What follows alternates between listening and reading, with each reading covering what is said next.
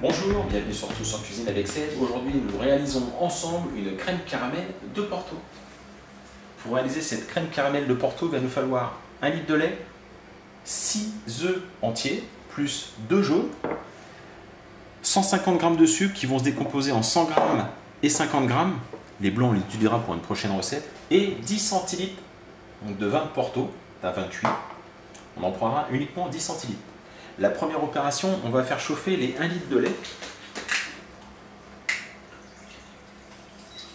On va les porter à ébullition.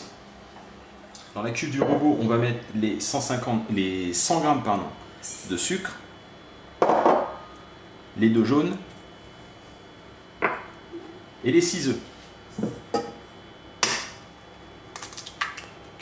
Vous avez mis l'ensemble des œufs, les 6 entiers et les 2 jaunes. On va maintenant fouetter. On le fait au robot. Si vous avez un petit robot à main, c'est pareil, ou un fouet. C'est parti. Voilà, le lait va rentrer en ébullition, donc on va s'arrêter. On l'enlève du feu, on le met de côté et on va attaquer un caramel. Donc les 50 g de sucre. On va prendre une petite cuillerée à soupe d'eau, ça devrait suffire. Voilà, on met le feu, on allume le feu, pardon.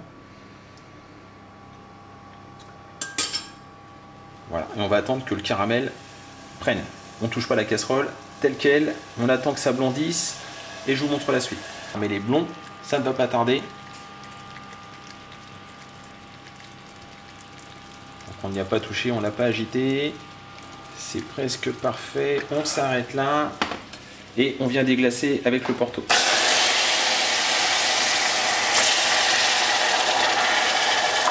On agite avec un petit fouet que j'ai perdu. Je vais le faire à la fourchette. Vous allez maintenant verser votre caramel au Porto donc dans le moule à manquer.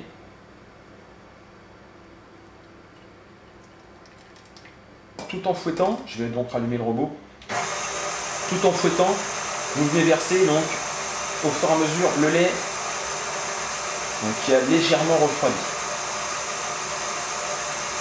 Je vais fouetter un peu plus. Mélanger l'œuf, le sucre et le lait. Le caramel dans le fond du plat. Alors le caramel va rester liquide, hein, étant donné qu'on l'a dilué avec le Porto. Ce qu'on va essayer de faire, c'est de verser la préparation sans trop mélanger. Donc on prend une louche.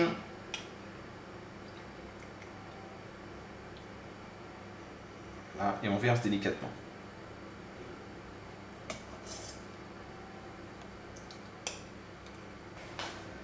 Cuisson au bain-marie, température du four 180 pendant à peu près 1 heure. Pas à peu près, c'est 1 heure d'ailleurs.